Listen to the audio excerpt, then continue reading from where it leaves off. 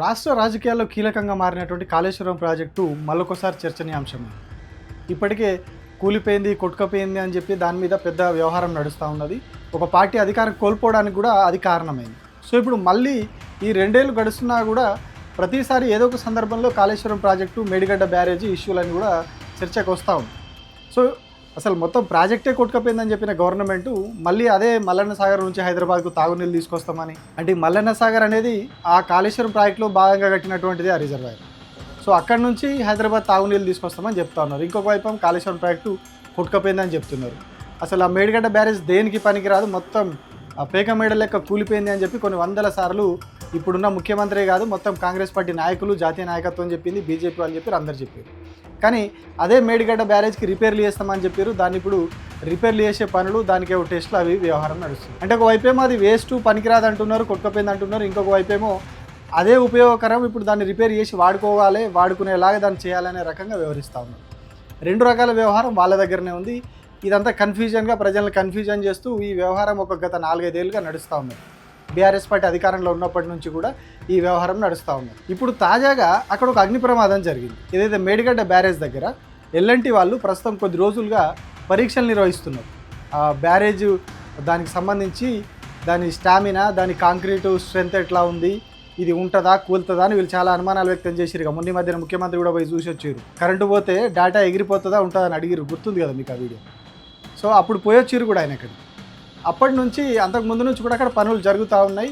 దానికి టెస్ట్లు అవన్నీ చేస్తూ ఉన్నారు. నెక్స్ట్ ఆ పిల్లర్లు ఏవైతే కుంగిన పిల్లర్లు ఉన్నాయో వాటిని ఎట్లా రిపేర్ చేయాలి, ఏం చేయాలి, వాటిని తీసేయడమా, లేకపోతే వాటిని ఆ మొత్తం ఆ బ్లాక్ మొత్తాన్ని తీసేసి పెట్టడమా, లేకపోతే ఆ పిల్లర్ల వరకు తీసేసి పెట్టడమా, దీనికోసం రకరకాల పరీక్షలు వ్యవహారం అంతా నడుస్తూ ఉంది.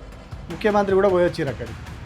సో ఇప్పుడు తాజాగా అక్కడ అగ్ని ప్రమాదం జరగడం చాలా అనుమానాలకు కారణమవుతూ ఉన్నది, అనుమానాలకు తావిస్తూ ఉంది. ఒక కీలకమైన ఆఫీస్ అది, ఎల్ఎన్టీ ఆఫీసు. మేడిగడ్డకు సంబంధించిన డిజైన్లు కావచ్చు, దానికి సంబంధించిన పేపర్లు, అప్రూవల్ పేపర్స్, ఇక రకరకాల డాక్యుమెంట్లు అన్నీ అలానే ఉంటాయి వాళ్ళ ఆఫీస్ అంటే. వాళ్ళు చేసే వర్క్కి సంబంధించిన అన్ని పేపర్లు, అన్ని కంప్యూటర్లో ఉన్నటువంటి సాఫ్ట్ కాపీలు, అందులో ఉన్నటువంటి డేటా, ఈ వ్యవహారాలన్నీ ఇప్పుడు వాళ్ళు కొద్ది రోజులు చేస్తున్న పరీక్షలు కూడా ఉంటే ఆ డేటా కూడా వీళ్ళ దగ్గరనే ఇందులోనే నిక్షిప్తమై ఉంటుంది. సో మరి ఇప్పుడు ఎందుకు అకస్మాత్తుగా అక్కడ అగ్ని ప్రమాదం జరిగింది? అదొక కీలకమైన కార్యాలయం, ఒక కీలకమైన ప్రాజెక్టులో కీలకమైన బ్యారేజ్ దగ్గర ఉన్నటువంటి ఇంకొక కీలకమైనటువంటి ఆఫీస్ అది. సో ఆ ఆఫీస్ని చుట్టూ ఇట్లా వస్తే అట్లా మంటలు అంటుకునేలాగా ఎట్లా ఉంటుంది?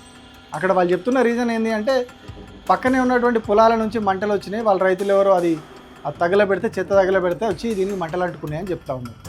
అంటే ఒక కీలకమైనటువంటి ఆఫీసు అంత నిర్లక్ష్యంగా, అంత చెత్తలో కలిసిపోయేలాగా, అంత రైతులు పొలాలకు నిప్పు వచ్చి ఇక్కడ అంటుకునేలాగా అంత నెగ్లిజెన్సీతో వదిలేసారు. ఇప్పటికే దాని మీద పెద్ద ప్రాపగండ దాదాపు 4-5 ఏళ్ళుగా నడుస్తున్నది. బీఆర్ఎస్ పార్టీ గవర్నమెంట్లో ఉన్నప్పటి నుంచి కూడా దాని మీద ఆరోపణలు వస్తూ ఉన్నాయి.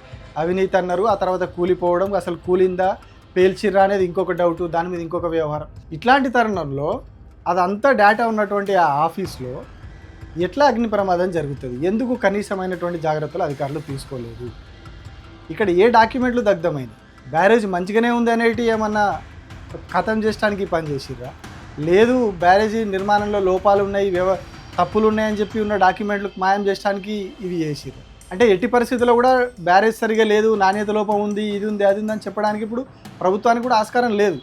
ఎందుకంటే అక్కడ క్లియర్గా కనిపిస్తూ ఉన్నది ఆ 2 పిల్లర్లు తప్ప మిగతా వ్యవహారం అంతా మంచిగానే ఉన్నది, 3 బ్యారేజ్లు మంచిగానే ఉన్నాయని చెప్తున్నారు. ఇప్పుడేదో టెస్ట్ల పేరుతోటి కాలయాపన చేయడానికి వ్యవహారం నడుస్తుంది. ఆ కాలయాపనకు కూడా కారణం అందరికీ తెలిసిందే. అక్కడ పోలవరం ప్రాజెక్టు పూర్తయ్యేదాకా ఇక్కడ మేడిగడ్డ దగ్గర డ్రామా నడుస్తుంది. 2028 దాకా మేడిగడ్డ రిపేర్ల పేరుతోటి, ఆ పేరుతోటి, ఈ పేరుతోటి అవినీతి అని ఇంకొకటని 2028 వరకు అక్కడ డ్రామా నడిపిస్తారు. ఇది అందరు రాసి పెట్టుకోరు బండ గుర్తిగా. 2028 దాకా ఈ మేడిగడ్డ వ్యవహారం నడుస్తుంది. ఎందుకంటే అక్కడ ఆంధ్రాలో నీళ్లు రావాలి పొలానికి, అక్కడ ఆంధ్రాలో గురువు ఉన్నాడు. గురువు రాష్ట్రానికి అక్కడ ఉన్నటువంటి రైతులకు, ఆ డెల్టా రైతులకు నీళ్ళు అందాలి. నీళ్ళు అందాలంటే ఇక్కడ మేడిగడ్డ దగ్గర వదిలిపెడితేనే ఇప్పుడు వాళ్ళకు యాసంగి పంటకు నీళ్ళు అందుతాయి.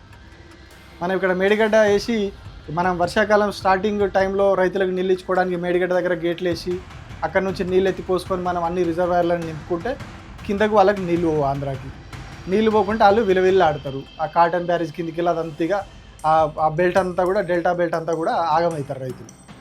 సో వాళ్ళని కాపాడడానికి ఎప్పుడైతే పోలవరం ప్రాజెక్టు పూర్తయి వాళ్ళకి ఆ నీళ్లు సఫిషియెంట్గా అయిపోయి అప్పటి వరకు ఏదో ఈ రాయలసీమ ప్రాజెక్ట్ అనో ఇంకొక ప్రాజెక్ట్ అనో ఇప్పుడు రకరకాల పేర్లు పెట్టి చెప్తున్నారు కదా, ఇక్కడ నుంచి కృష్ణాకు లింక్ చేయడానికి ఈ రకరకాల వివరాలు చేస్తున్నారు కదా, ఇవేవో చేస్తారు. ఎందుకంటే కేంద్రంలో వాళ్ళు అధికారంలో ఉన్నారు, ఎన్డీఏ కూటమిలో ఉన్న తెలుగుదేశం పార్టీ. సో వాళ్ళు ఏవో మతలబులు చేస్తారు. ఇక్కడ మన సార్ కూడా సరెండర్ అయ్యే పరిస్థితి ఏదో కనిపిస్తున్నది తప్పితే ఎక్కడ కూడా గట్టిగా పోరాడుతున్నట్టుగా అనిపిస్తుంది.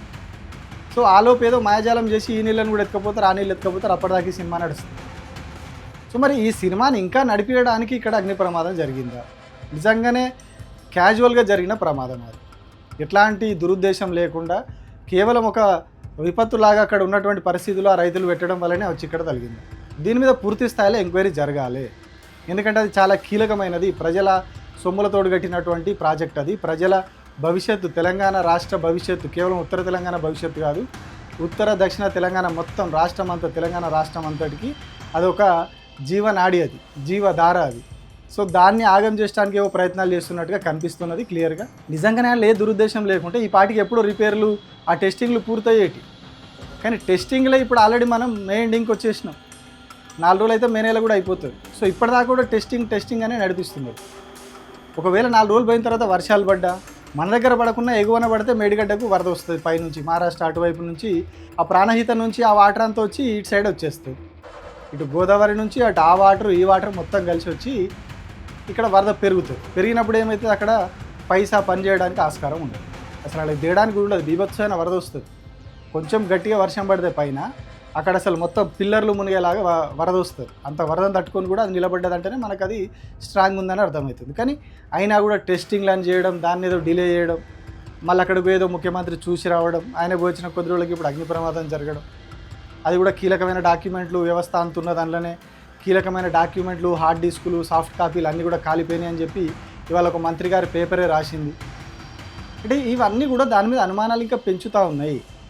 ప్రాజెక్టు కూలిపోయిందా, కూల్చేసిర్రా, ఇప్పుడు ఆలస్యం ఎందుకు చేస్తున్నారు, ఇప్పుడు ఈ అగ్ని ప్రమాదం ఎందుకు జరిగింది, ప్రతిదీ కూడా అనుమానాస్పదంగానే ఉన్నది ఈ ప్రాజెక్టుకు సంబంధించి. కానీ ప్రభుత్వం ఎక్కడ కూడా క్లియర్గా వాస్తవాలు చెప్తలేదు. ఎంతసేపు రాజకీయ ఆరోపణలు చేయడం, కూలిపోయింది కొట్టుకపోయింది అని ఒక దిక్కు ఎప్పుడు మళ్ళీ అక్కడ రిపేర్లు చేస్తాం, కూలిపోయింది కొట్టుకపోయింది మొత్తం ప్రాజెక్ట్ అంతా పోయింది అన్నాడు, ఇంకొక దిక్కు మల్లన్న సాగర్ నుంచి నీళ్ళు తీసుకుంటామని. ఈ డబుల్ గేము, ఈ డబుల్ రాజకీయాలు, ఈ రాజకీయాలు నడుస్తున్నాయి తప్పితే ప్రజలకు వాస్తవాలు చెప్తలేరు. ఈ గ్యాప్లో ఈ ప్రమాదాలు జరగడం, ఇవి మిస్ అవ్వడం, అవి మిస్ అవ్వడం. ఆల్రెడీ ప్రాజెక్టు కుంగింది అన్నప్పుడే బాంబు వెళ్ళినట్టుగా శబ్దం వచ్చిందని చెప్పి అక్కడ ఉన్నటువంటి ఇరిగేషన్ శాఖ అధికారి, ఇరిగేషన్ ఇంజనీర్ చెప్పిండు. ఏఈ, అక్కడ ఒక ఏఈ ఉంటాడు, ఆ ఏఈ పోయి పోలీస్ స్టేషన్లో కంప్లైంట్ ఇచ్చిండు, మహాదేవ్పూర్ పోలీస్ స్టేషన్లో. ఆ ఎఫ్ఐఆర్ ఏమైంది, ఆ కంప్లైంట్ ఏమైంది, దాని మీద ఎఫ్ఐఆర్ అయిందా లేదా, ఎంక్వైరీ ఎక్కడ దాకా అయింది, అక్కడ మరి పెలుడు పదార్థాలు వాడిరా లేదా ఇప్పటివరకు తేల్చలేదు. అప్పుడు ఎప్పుడో జరిగితే 2023లో, అప్పటి నుంచి ఇప్పటి వరకు ఏం తేల్చలే. ఇన్ని 2.5 ఏళ్ళు 3 ఏళ్ళు అయిపోతున్నా కూడా ఇప్పటివరకు దాని గురించి ఏం తేల్చలేవు. మరి ఆ కంప్లైంట్ ఏమైనట్టు, అది అటే పోయింది, ఇప్పుడు మళ్ళీ అగ్ని ప్రమాదం, మరి దీని మీద ఎంక్వైరీ జరుగుతుందా? సో ఇదంతా ఆలోచిస్తే ఏదో సంథింగ్ ఈజ్ ఫిషీ అన్నట్టే ఉన్నది తప్పితే ఎక్కడ కూడా వాస్తవాలు బయటకు వస్తున్నాయి, వాస్తవాలను ప్రభుత్వం బయటికి చెప్తుంది అనేది అయితే లేదు. ప్రభుత్వానికి దాన్ని సరి చేయాలి, ప్రజలకు కొరత రాకుండా, నీళ్ళ కొరత రాకుండా, కరువు రాకుండా చూడాలనే ఉద్దేశం అయితే కనిపిస్తలేదు. ఒకవైపు ఎల్ నీనో ప్రభావం తీవ్రంగా ఉంటుందని చెప్తున్నారు, ఇప్పుడు ఎండలు కూడా దంచి కొడుతున్నాయి ఇప్పుడు. సో ఈ ప్రభావాలన్నీ ఉన్నాయి, ఇంత ముంగట ఇంత తిప్పలు ఉన్నది, ఇంత భవిష్యత్ అంధకారం కాబోతున్నది, బగబగ మండబోతున్నది అని చెప్పి అందరు హెచ్చరిస్తున్నా కూడా మన ప్రభుత్వం మరే ఎందుకు ఇంకా అక్కడ డిలే చేస్తున్నది. ఇప్పుడు ఇంకా ఆఫీస్ అగ్నికి గాలిపోయింది, సో ఇంకా మళ్ళీ పనులు ఇంకా డిలే అవుతాయి. సో ఇదంతా కూడా చెప్తున్నా, ప్రతిదీ కూడా అనుమానాస్పదంగా ఉన్నది. సో ఈ వీటి మీద ఎంక్వైరీ జరగాలి, అసలు ఎంక్వైరీ జరగాల్సింది వీటి మీద, కాళేశ్వరం ఎందుకు కూలింది అనే దాని కాదు, ఆ తర్వాత జరిగిన పరిణామాలన్నిటి మీద జరగాలి.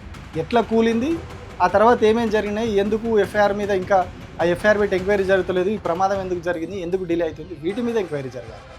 సో అప్పుడు వాస్తవాలు తెలిస్తే అప్పుడు తెలంగాణ ప్రజలకు వాస్తవంగా నీళ్ళు అందుతాయి. Thank you.